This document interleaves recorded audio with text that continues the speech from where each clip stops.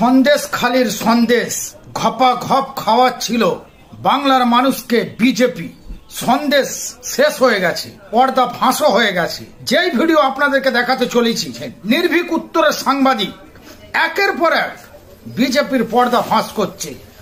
আপনারা ভিডিওটি শেষ পর্যন্ত দেখে অবশ্যই শেয়ার করুন, আর আপনাদের মূল্যবান মতামত অবশ্যই কমেন্টে লিখুন। নির্ভীক উত্তরের নির্ভীক প্রশ্নের সামনে পর্যুদস্ত হতে হতে এবার হতাশাগ্রস্ত হয়ে সন্দেশখালী বিজেপি থানায় গিয়ে দাঁড়ালো ওই সেই সাদা কাগজের অভিযোগ নিয়ে।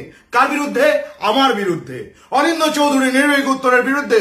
এবার সন্দেশখালীর ওই 2000ই প্রতিবাদীরা থানার দ্বারস্থ, থানার বাইরে গিয়ে হল্লা করছে, চিৎকার করছে, বলছে অভিযোগ দায়ের করবে। কেন?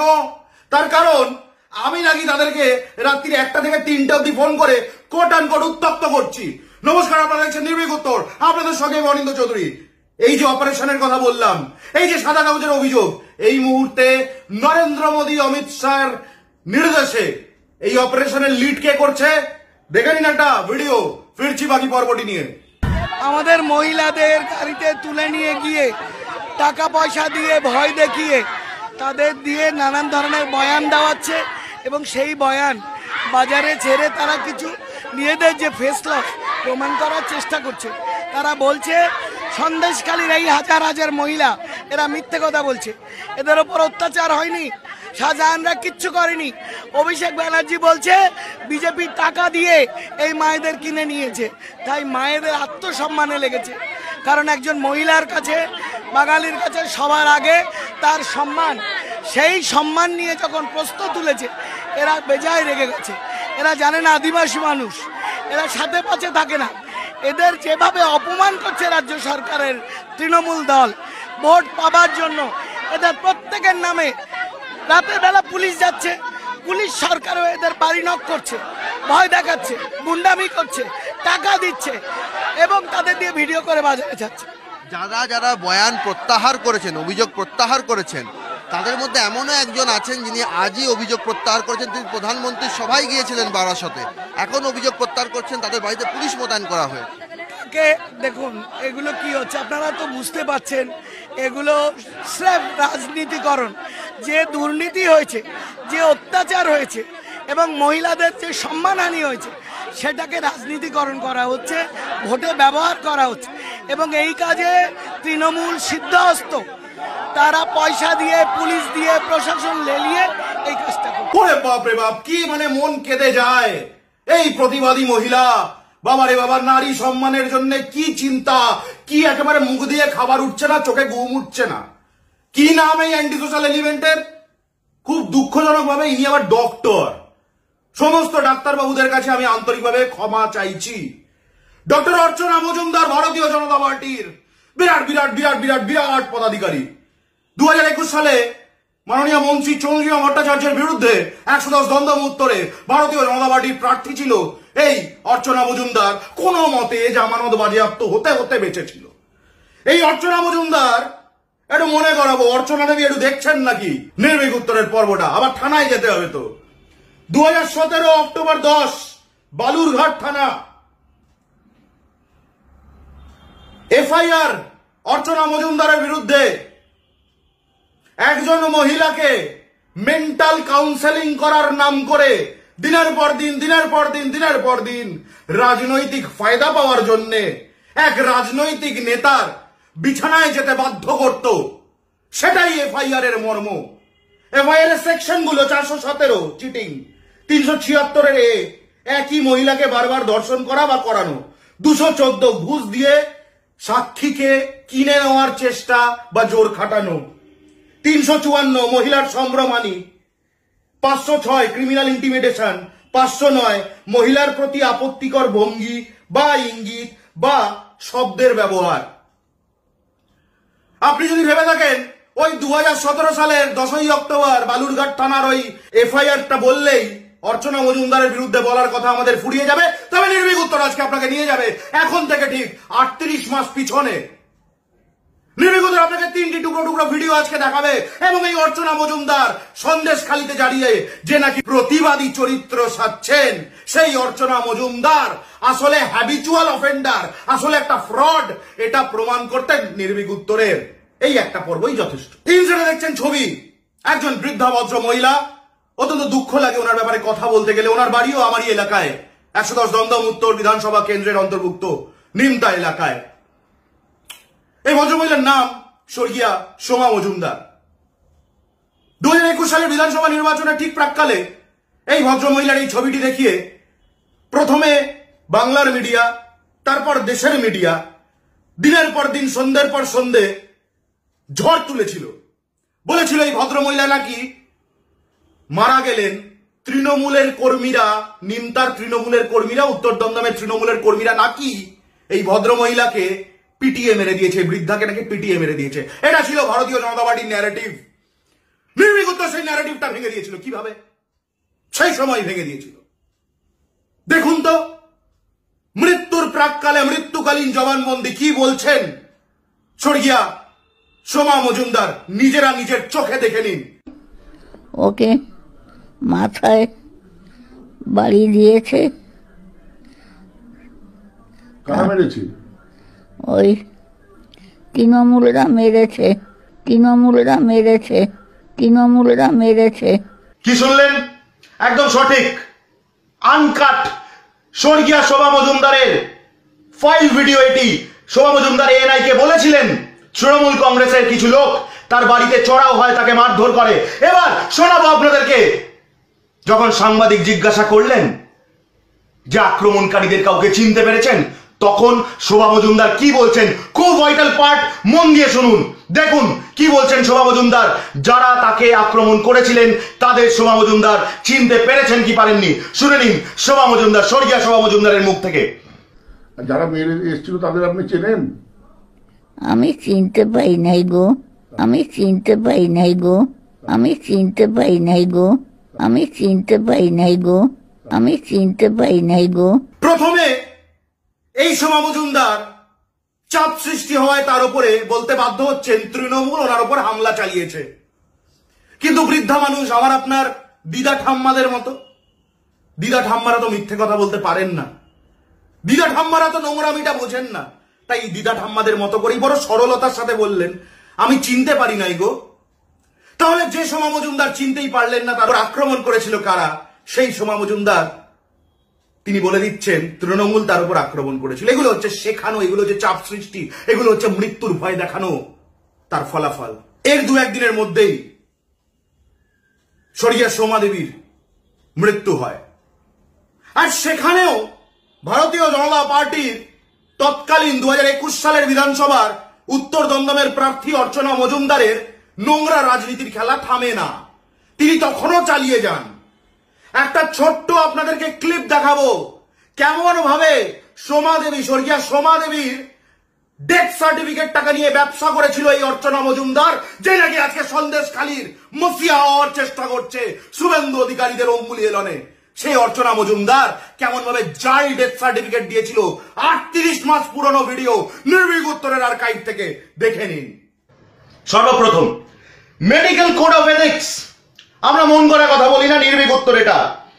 মেডিকেল কোড অফ এথিক্স বলছে একজন ডাক্তার যখন তার লেটার হেড ব্যবহার করে কোন কিছু সার্টিফাই করেন, সেই লেটার হেডে কি কি থাকা বাধ্যতামূলক। মেডিকেল কোড অফ এথিক্স, এটা নির্ভীক উত্তর বা তৃণমূল কংগ্রেস বলছে না। থাকতে হবে ডাক্তারের পুরো নাম, আছে এই ডকুমেন্টে আছে। থাকতে হবে ডাক্তারের অ্যাড্রেস, কনসালটেশন টাইমিং, টেলিফোন বা কন্ট্যাক্ট নাম্বার। কন্ট্যাক্ট নাম্বার আছে, অ্যাড্রেস আছে, কনসালটেশন কোনো টাইমিং নেই। দেখতে পাচ্ছেন আপনাদের সামনে সেই ডেথ সার্টিফিকেট। থাকতে হবে ডাক্তারের কোয়ালিফিকেশন, ঠিক কি কি ডিগ্রি রয়েছে ডাক্তারের। এই গোটা ডকুমেন্টটার মধ্যে ডক্টর অর্চনা মজুমদারের কি কোয়ালিফিকেশন দেখতে পাচ্ছেন আপনারা? হ্যাঁ, ওনার সেই কোয়ালিফিকেশনটা দেখতে পাচ্ছেন যেটা বেচে উনি খান। সেটা হচ্ছে উনি 110 দমদম উত্তর কেন্দ্রের ভারতীয় জনতা পার্টির প্রার্থী। যে সমস্ত ডাক্তার বাবুরা, যে সমস্ত মহিলা ডাক্তাররা এই মুহূর্তে নির্ভীক উত্তরের এই এপিসোডটি দেখছেন, মেডিকেল সায়েন্স, মেডিকেল প্র্যাকটিশনার যারা এই মুহূর্তে দেখছেন এই এপিসোড একটু বলবেন? আমি যদি একজন ডাক্তার হই এবং তার সঙ্গে যদি আমি নির্ভীক উত্তরের এডিটর হই, তাহলে আমার যে মেডিকেল সার্টিফিকেট আমি লিখব তার শেষে আমি কি লিখব? অনিন্দ্য চৌধুরী এক্সিকিউটিভ এডিটর নির্ভীক উত্তর, নাকি আমার ডাক্তারি পরিচয়? তাহলে অর্চনা মজুমদার ডাক্তারি পেশাটাকে কিনে নিয়েছো নাকি? অমিত শাহ গিফট করে দিয়েছে তোমাকে? একজন ডাক্তার ডেথ সার্টিফিকেট দিচ্ছেন, তলায় লেখা তার কোয়ালিফিকেশন হলো 110 দমদম উত্তর বিধানসভা কেন্দ্রের ভারতীয় জনতা পার্টি প্রার্থী তিনি। এবং খেয়াল করবেন 44688 এই যে ওনার রেজিস্ট্রেশন নাম্বার, তার আগে কি লেখা আছে? WB, তার মধ্যে beta small letter, lower case, ব্র্যাকেটে MC, WB ব্র্যাকেটে MC, এটা কি জিনিস আমরা জানি না। WBMC, West Bengal medical council, একভাবে লিখতে হয়। W তারপরে ছোট হাতের B ব্র্যাকেট দিয়ে MC, এই ধরনের WBMC কোথায় দেখেছেন অর্চনা মজুমদার? কোন কলেজ, কোন ইউনিভার্সিটি, কোথাকার ডাক্তারি পাস অর্চনা মজুমদার? এই ডেথ সার্টিফিকেটে doctor's registration number and the registering authority should be printed on the letterhead. সেখানেও গন্ডগোল হলো। এবার doctor's full signature and date, and to verify the authenticity of the prescription of the certificate, rubber stamp of the doctor mentioning again registration number, name and degree of the doctor. কোথায় সেই rubber stamp? Death certificate দিচ্ছে অর্চনা Majumdar doctor, কোথায় rubber stamp? RSS এর কার্যালয়ে রয়ে গেল নাকি rubber স্ট্যাম্পটা, নাকি অমিত মালব্য পাঠায়নি? সবটা ক্রিস্টাল ক্লিয়ার। আমাদের দাবিটা কি? আমাদের দাবিটা খুব ক্লিয়ার, খুব পরিষ্কার, স্পষ্ট, ক্রিস্টাল ক্লিয়ার দাবি। আমাদের বক্তব্য হচ্ছে এই অর্চনা মজুমদার একজন মিথ্যাবাদী, বিভিন্ন সময় বিভিন্ন ষড়যন্ত্রে সামিল থাকা, নিজের পিঠ বাঁচানোর জন্য, নিজের রাজনৈতিক স্বার্থ চরিতার্থ করার জন্য বিভিন্ন সময় বিভিন্ন রকম মিথ্যার বেসাতি করা এই অর্চনা মজুমদারের কারবার। 2021 সালের বিধানসভা নির্বাচনের সময় এই অর্চনা মজুমদার একদিন হায় হায় করে কপাল চাপড়ে কান্না জুড়েছিল। মিডিয়া সেই কান্নাটাকে কভার করেছিল। কি বলেছিল? বলেছিল তৃণমূল আশ্রিত দুষ্কৃতীরা ওনাকে হত্যা করার চেষ্টা করেছে। এই হচ্ছে অর্চনা মজুমদারের বক্তব্য ছিল। তৎকালীন মন্ডল সভাপতি বিজেপির দেবাশিস, দেবু না লেবু কি নাম, তার স্টেটমেন্টটা শোনাবো, একবার শুনে নিন। কেন শোনালাম তারপর বলছি। আমাদের প্রচার ছেড়ে আমাদের প্রার্থী আটজলাই ফিরছিলেন, তখন তৃণমূলের কিছু বহিরাগত দুষ্কৃতী এসে প্রার্থীর উপর চড়াও হন। চড়াও হওয়ার পরে বাদ দ্বিতীয়রা জড়িয়ে যান, প্রার্থী সাধারণভাবে চলে যান। তারপরে আধ ঘন্টার মধ্যে আমাদের এই মন্ডল অফিসে এসে সেই দুষ্কৃতীগুলি আমাদের উপরে, আমাদের কর্মীদের উপরে চড়াও হয়ে এবং আমাদের ভাঙচুর করে, মন্ডল অফিস ভাঙচুর করে দেয় এবং আমাদেরকে হুমকি দিয়ে যায় আগামী দিনে আমাদের দেখে নেবে। দুষ্কৃতী বলতে কারা, কাদের কথা বলছেন? দুষ্কৃতী বলতে অবভিয়াসলি তৃণমূলের দুষ্কৃতী। শুনতে পেয়েছেন? দেবুর পাশে যে ছেলেটি দাঁড়িয়ে রয়েছে তৎকালীন বিজেপি কর্মী, ওরা তো আবার এখন তখন পাল্টায়, জানি না এখন কোথায় আছে। ওই ছেলেটার নাম হচ্ছে অজয়, নিমতারি বাসিন্দা। যেদিনকে দেবু এই প্রেস কনফারেন্সটি, ভারতীয় জনতা পার্টির মন্ডল সভাপতি দেবু যেদিনকে ওই প্রেস কনফারেন্সে দাবি করে অর্চনা মজুমদারকে হত্যার চেষ্টা করেছে তৃণমূল আশ্রিত দুষ্কৃতীরা, কোট আন কোট, সেদিনই রাতের দিকে ওই পাশে দাঁড়ানো অজয়, বিজেপি কর্মী অজয়, দেবুর পাশে দাঁড়ানো, তার উপর স্টিং অপারেশন করে নির্ভীক উত্তর।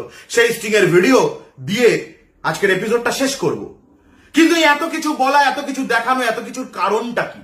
কারণ একটাই, নির্ভীক উত্তরের বিরুদ্ধে কেউ থানায় গেছে, মামলা করতে গেছে, ভয় লাগাচ্ছে, গ্রেপ্তারের হুমকি দিচ্ছে, ওইসব নির্ভীক উত্তর পরোয়া করে না। যদি গ্রেপ্তারের পরোয়া নির্ভীক উত্তর করত, আজকের পর্বটাও হতো না। সেটাই বাংলার অনেকেই জানেন না, নির্ভীক উত্তর বলবে না মুখ খুলে, কিন্তু যদি গ্রেপ্তারের পরোয়া আমরা করতাম, একদিন কাগজ কথা বলবে, আজকের পর্বটা হতো না। তাই গ্রেপ্তার নিয়ে ভাবি না, কিন্তু ওই মিথ্যা সন্দেশখালীর বুকে যে মিথ্যাকে প্রতিস্থাপন করার চেষ্টা চলছে অর্চনা মজুমদার, শুভেন্দু অধিকারীদের নেতৃত্বে, সেই মিথ্যা আমরা যখন ভেঙেছি, ভাঙতে ভাঙতে ভাঙতে ভাঙতে দুলিশাত করে দেবো ওই মিথ্যার বেসাদিকে।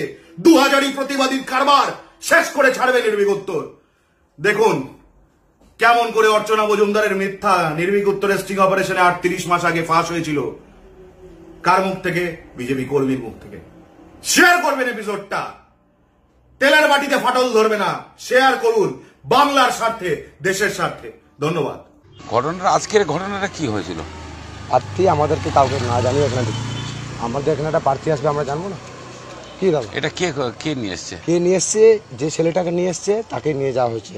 তুমি অন্য তার নাম কি? তার নাম কি বিপ্লব না কি নাম একটা। কোথা থেকে এসেছেন উনি? ওই এখানকার বাড়ি না।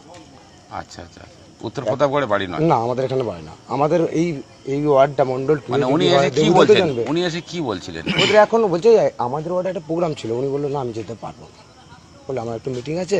আমি তাহলে দিদি আপনার শরীরটা খুব অবস্থা খারাপ, আপনি তাহলে যান, তাহলে যে রেস্ট রান্না বান্না করেছি দেখো এখনো বোধহয় খেতে খেতে দিতে এসেছে। হ্যাঁ, তা দিদি এসেছিলেন, দিদি কি বলছিলেন? দিদি বলছে আমি এমনি এসেছি, ঘুরতে এসেছি। ঘুরতে যখন এসেছি ঝামেলা হয়েছে কি? কোনো ঝামেলা হয়নি। কোনো ঝামেলা হলে আগে লোক জড়ো হলো এখানে? লোক জড়ো হলো যে আমরা একটা প্রোগ্রামে ডেকেছি, আপনি কেন আসেন? কাকে? দিদিকে বলেছে? দিদিকে বলেছি, দিদি হচ্ছে আমার মিটিং আছে, আমরা সঙ্গে সঙ্গে দিদিকে ছেড়ে দিই। তারপর দিদি আবার পুনরায় এসেছেন? হ্যাঁ, এটাই আমরা তো কেউ জানি না। ওই জন্য আপনাদের একটু ক্ষোভ হয়েছে দিদি? অবশ্যই দিদি, কেন দিদিকে আমরা এত কষ্ট করে আমরা করছি। মানে আপনাদের নিজেদের মধ্যেই হয়েছে? কোনো বাইরের নেই, মিটে গেছে পুরো। আপনারা মিটে নিয়েছেন? হ্যাঁ, মিটে নিয়েছি। গুড, ঠিক আছে। তোমার নামটা? আমার নাম অজয়। অজয় কি জানো তোমার নাম? আমার ভুলে গেছি আমি। অজয় ডাক নাম, আর হচ্ছে মোহন, অজয় জয়দেব মোহন।